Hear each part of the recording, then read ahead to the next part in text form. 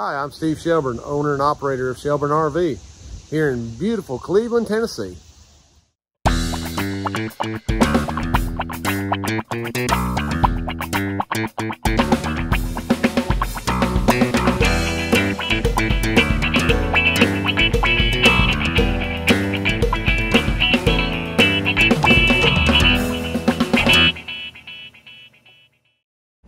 Well, good morning. So this is the part of the business most of you guys don't see, is the maintenance side that I have to do when the boys aren't even working this morning. You can see they're not even here yet. So I'll show you what I'm doing here this morning.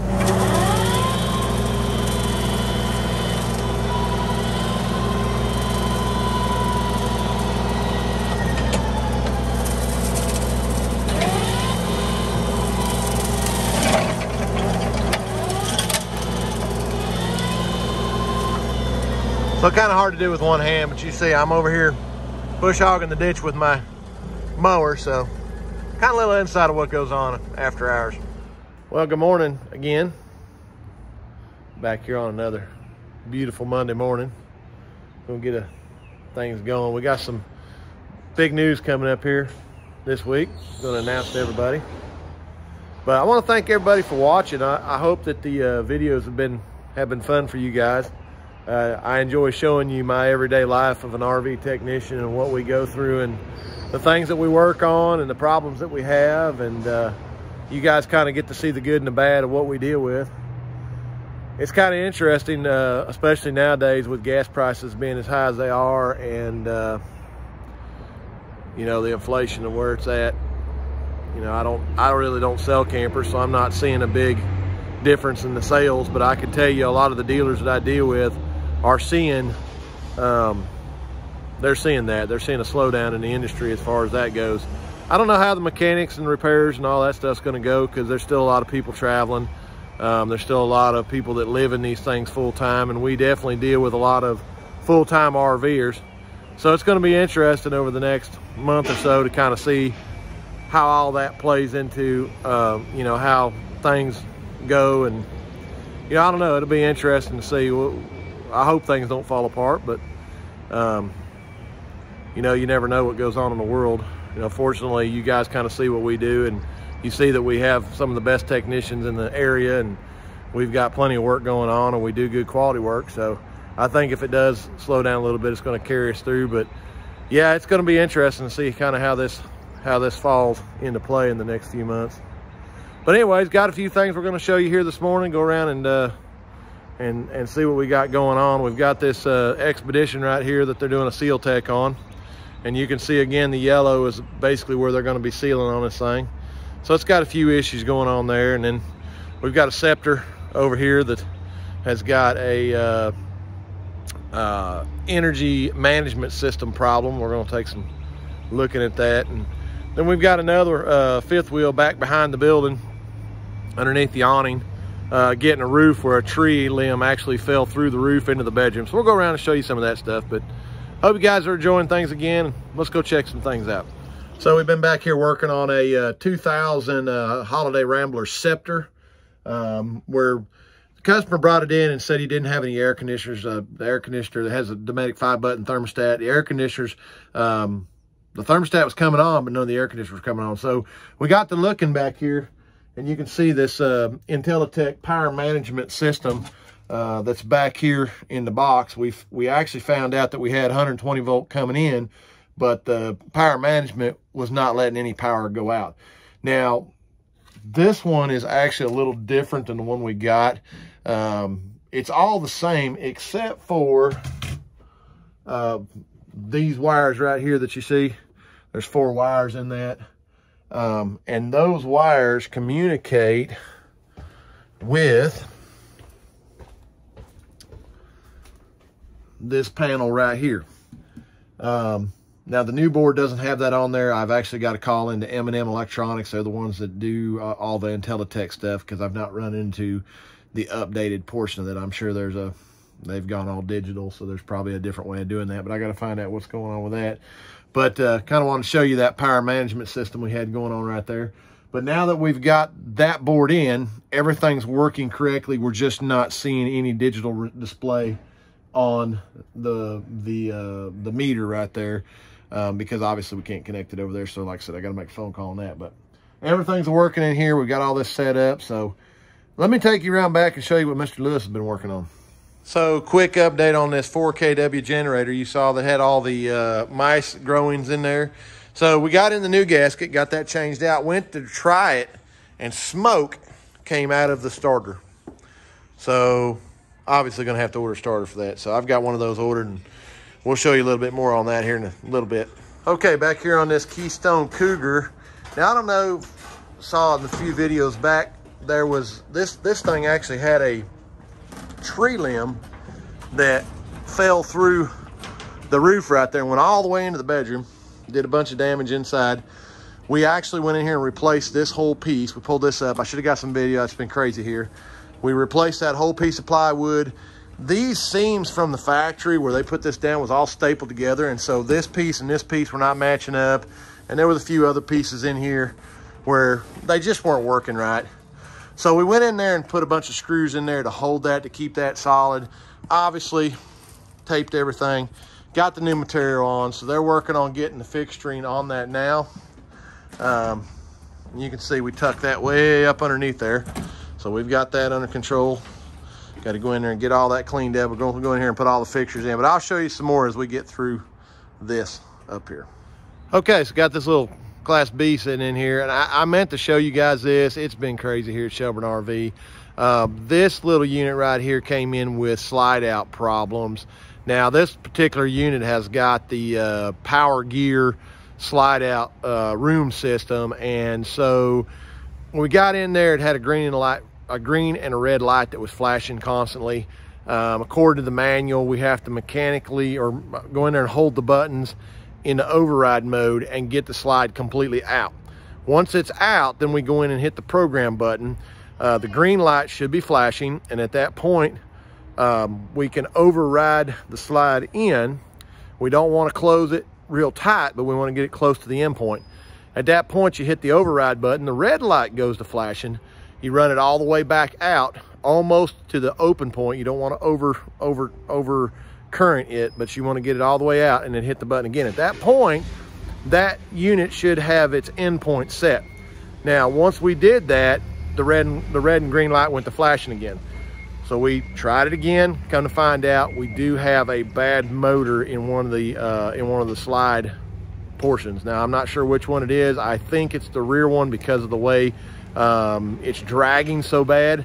But it's 7 to 10 business days to get that. Customers traveling through, so he can use the override to get it in and out. It's just not the right way to do it, but he's going to have to take it home to his big dealer so that way he can get the right part. They'll have to order that to do that.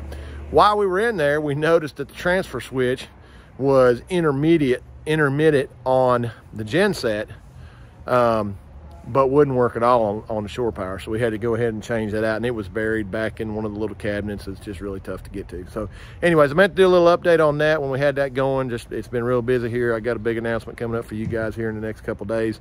So I just been busy with some other stuff I got going on, but wanted to show that to you.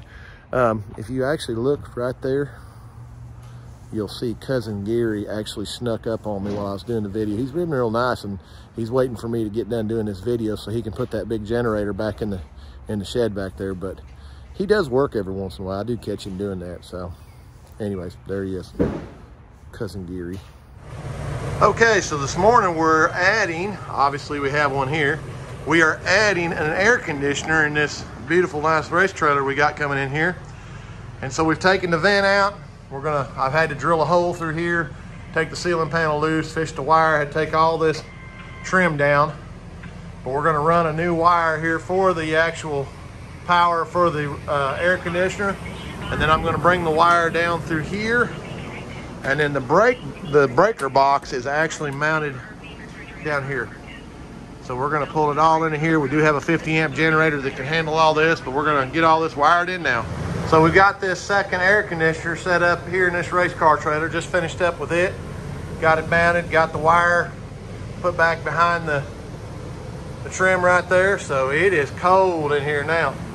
All right, well, we just finished up the install of the second air conditioner on this this race car trailer. Big shout out to the boys down in Vintage Racing.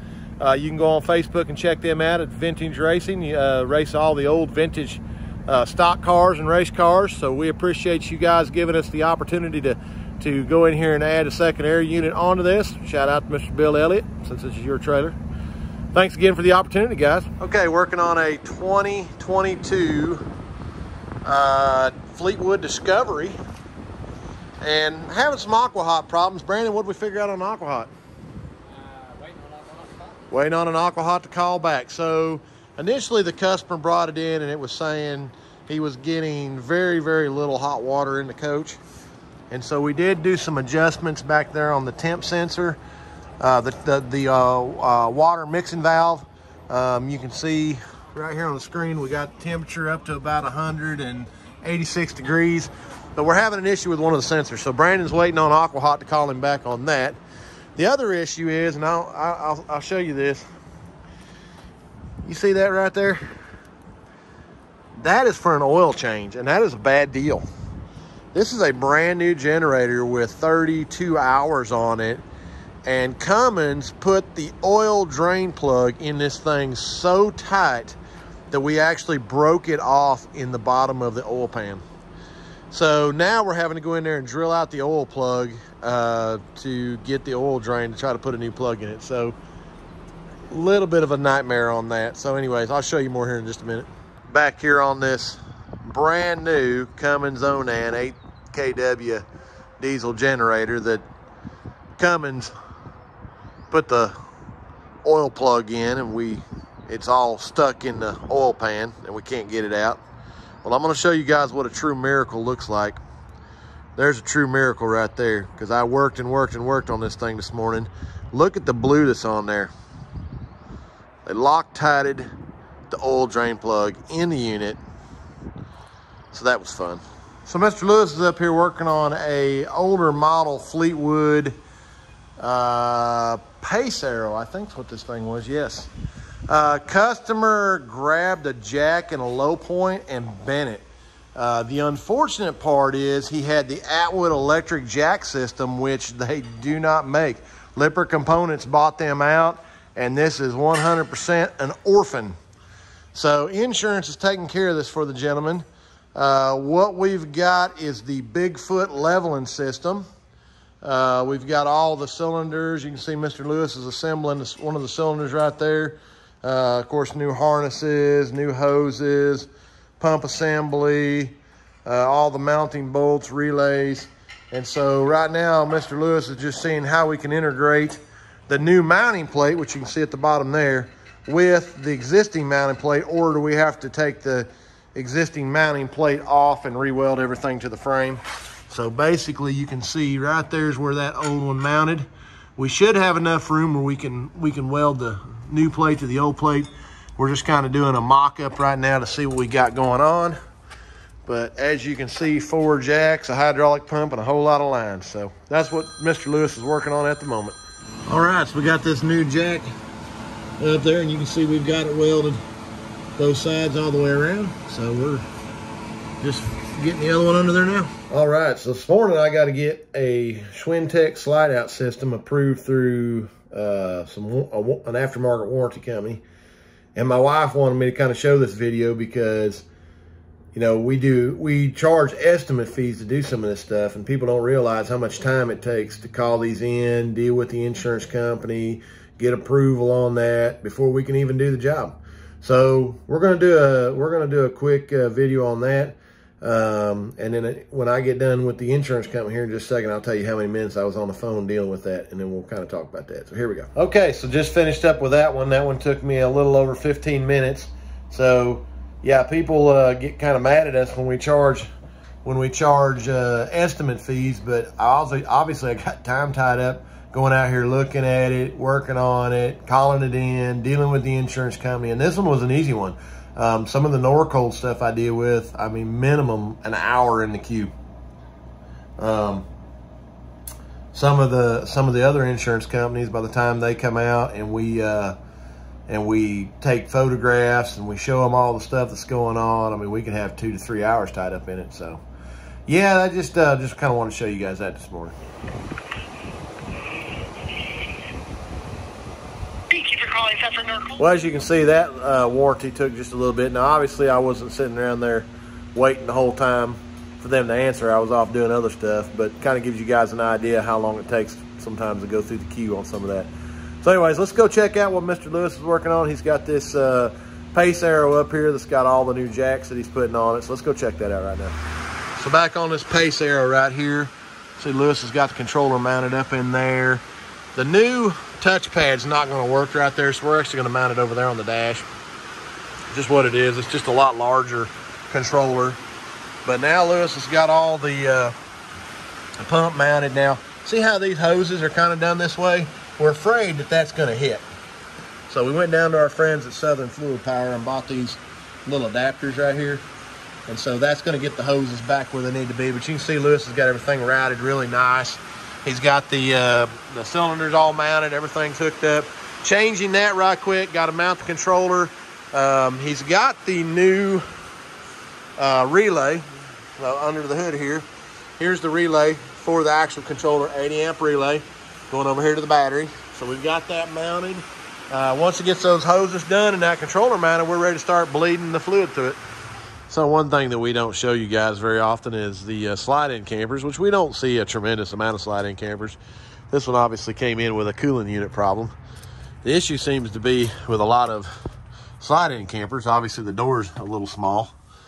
So then this is how Cousin Gary ends up having to rebuild that. So he normally has to do it right here inside the camper, which can be challenging because obviously the space is very confined.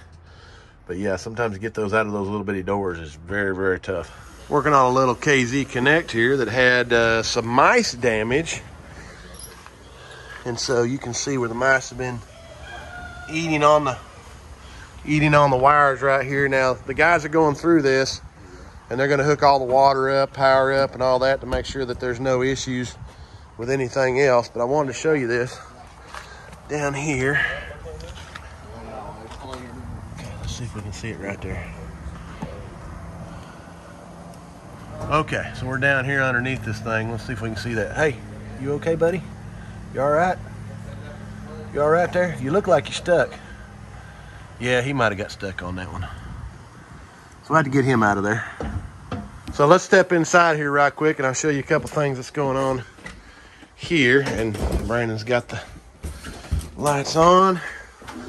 So did notice, if you notice there, the mouse has been chewing on the toilet seat, so that's kind of interesting. And then as we got to looking and doing some more investigating in here, been chewing on that, been chewing on the dining seats right there. So yeah, I got to go through this whole thing and check it out and see what's going on and make sure there's no other damage. Well, we appreciate you guys watching this week. That's going to finish us up. I hope you guys enjoyed the video. Stay tuned next week. I've got some big news coming, so I'm going to get that out to you guys. I told you that last week, but I had a little hiccup with some of the paperwork. So got a big announcement coming next week, so stay tuned for some of that. Appreciate you watching, and remember that this video is Cousin Gary approved.